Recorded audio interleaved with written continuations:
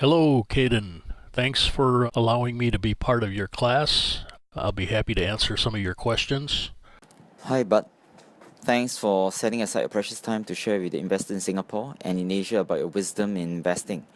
Now, I understand that you started off your career as a medical doctor. So, how did you get started in value investing then? From 1990 to 1997, I had a small private medical practice in Valparaiso, Indiana, and there was a lot of competition in that town for medical doctors, and I nearly went bankrupt. So I resolved to learn more about business, and I went down to the bookstore to decide which book I was going to read. And at that time, there were two good books. One was a book about a short history of financial euphoria by John Kenneth Galbraith, and another one called Buffett, The Making of an American Capitalist by Roger Lowenstein. And I went back and forth, and finally I decided to read the book about the individual, Mr. Warren Buffett, who had done it himself. And he was not an academic, he was a practitioner. And that book hooked me onto value investing, and I started to buy a few stocks, and I resolved to go to business school, and I went to did my MBA studies at a local college called Purdue University Calumet in northwest Indiana in the city of Hammond. And during that time, in the last semester, we were allowed to do an elective research study, and I did mine on behavioral finance. The area that I became very interested in was what I called successful practitioner framing.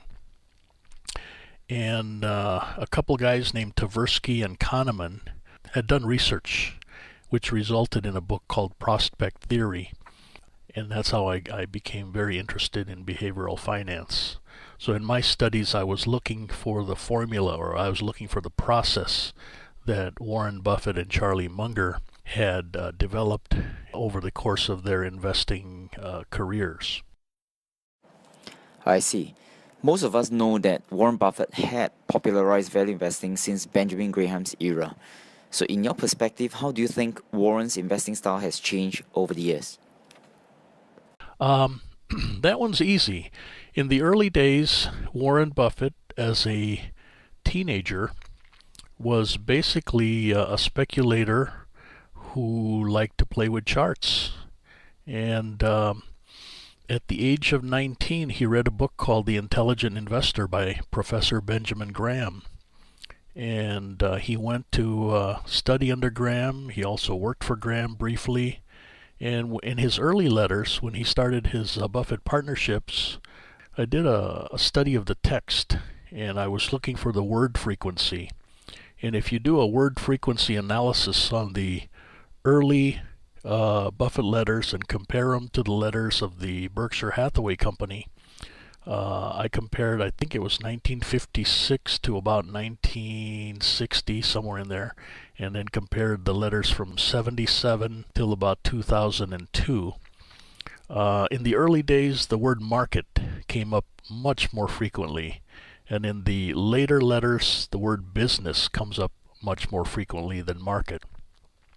So that told me one thing. It told me that here was an individual who, in his early career, was had a fairly high market focus, and as he gained experience, and as he met and grew with Charlie Munger. By the way, Charlie Munger is the one who told him, "Hey, let's go for the wonderful business," and they learned from business mistakes.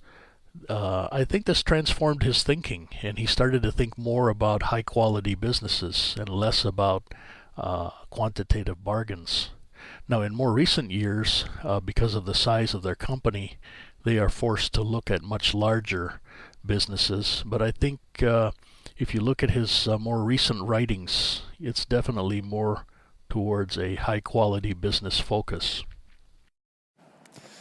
My third question is, if there are some important key qualitative criteria in selecting a value-oriented company to invest, what would this be? And specifically, how can we identify these criteria in the financial reports? Can you give us an example to illustrate? I think it really comes down to this. In my view, the most important thing when you're looking at a company is to think of it as simply as a business. And think to yourself and say to yourself, is this a company that has products or services that are highly respected in terms of brand? And after you get through that hurdle, ask yourself the question, is this a business that has weathered multiple types of economic conditions? In other words, has it weathered a recession? Has it weathered high competition? And is it producing a high return on equity?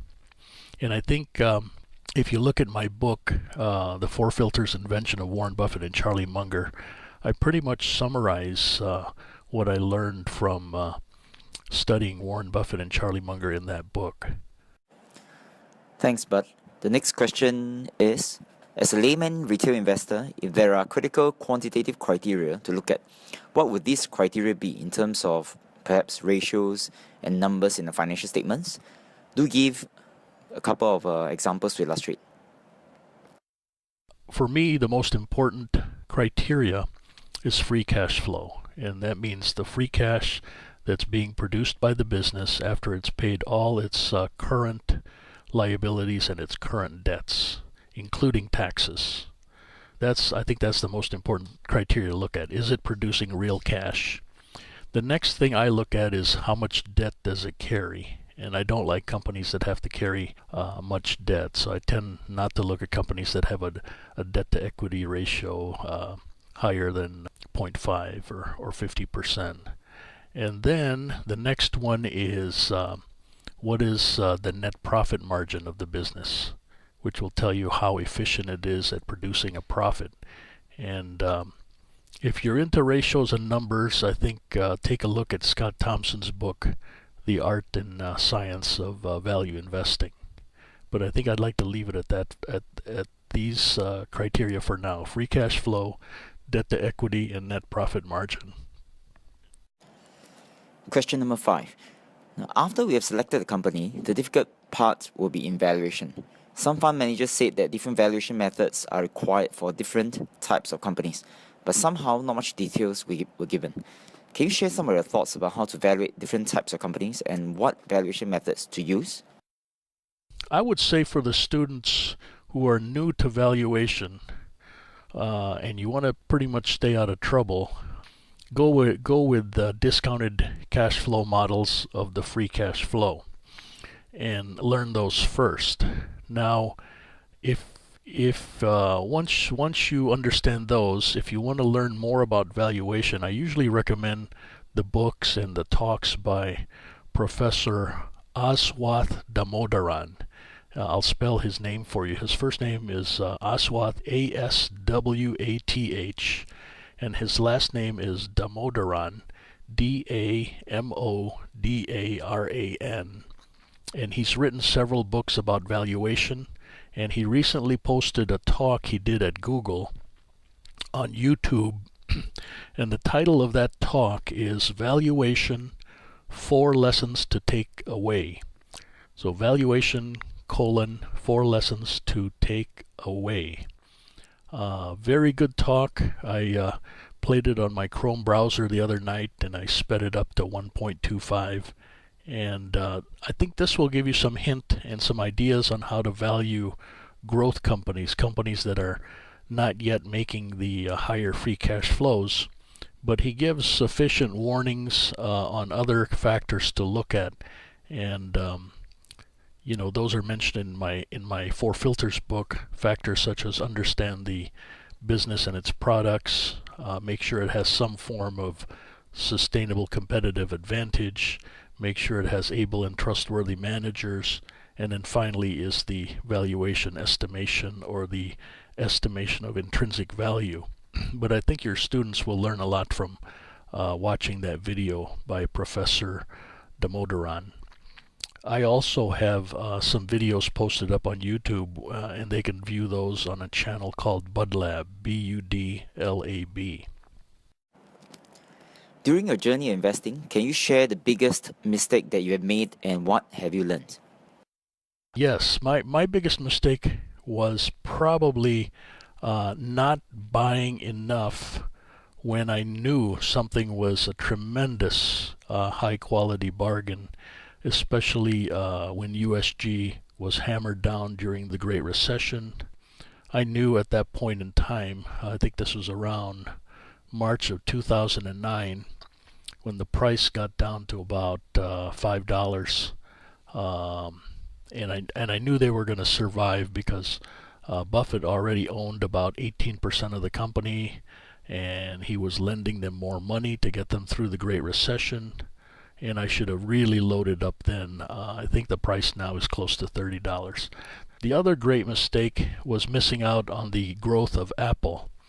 For me, when I look back at not fully appreciating Apple as a growth company with an enduring culture, in my mind, I thought it was going to go down after Mr. Steve Jobs passed away.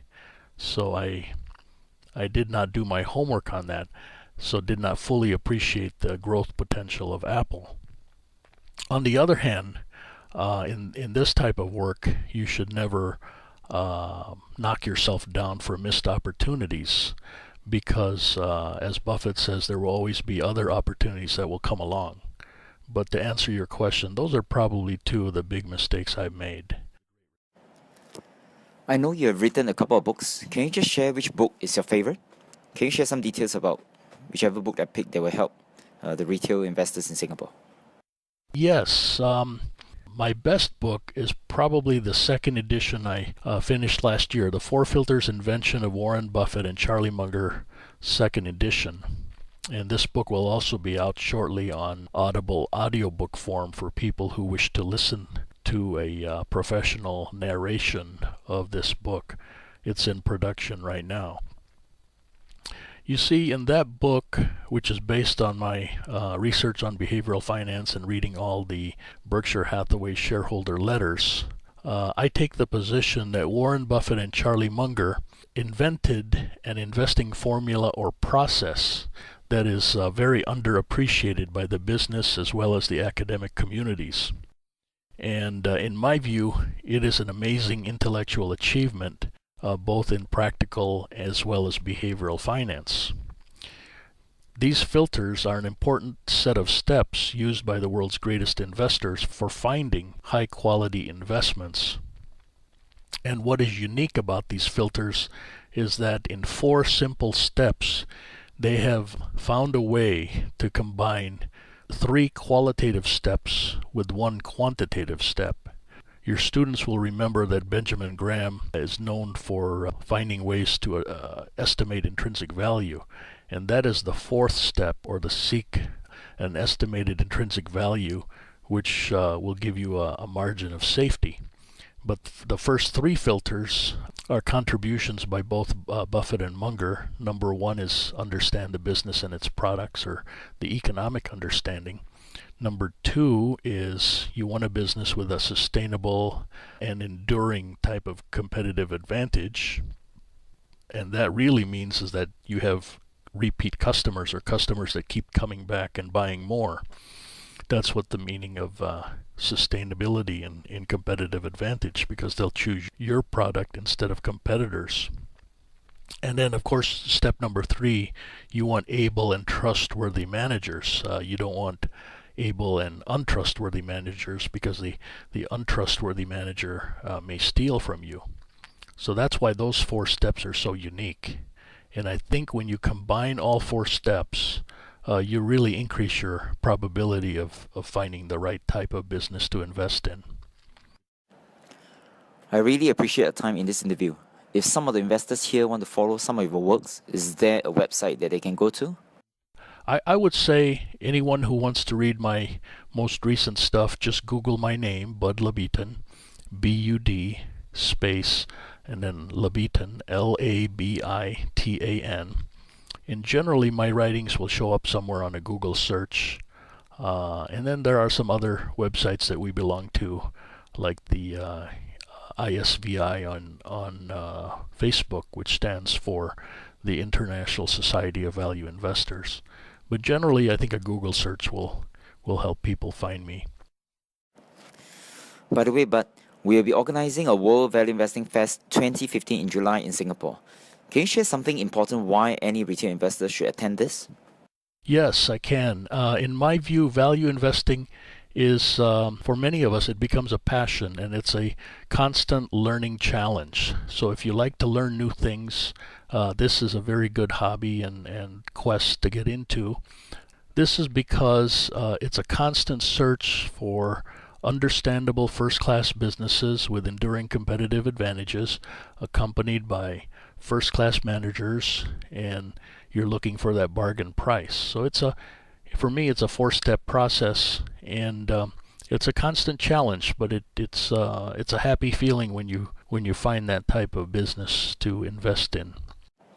Last thing, by the way, in case you do not know, it's Singapore's 50th birthday this year. We'd like to say something to the Singaporeans and the retail investors over here. Happy birthday, Singapore. You are doing a lot of things the right way, and I would say keep up the good works, and I hope that your nation will share some of your best practices and best ideas with the rest of the world. And why do I say this? I believe in the old saying by the late Zig Ziglar, who was a motivational speaker in the United States. And Zig used to say, you can get anything in the world you want if you'll just help enough other people get what they want.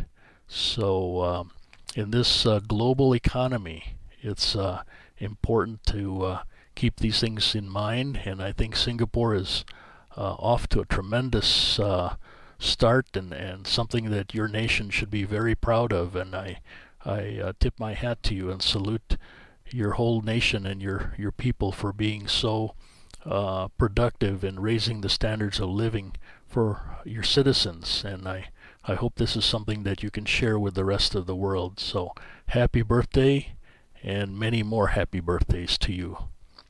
Thank you.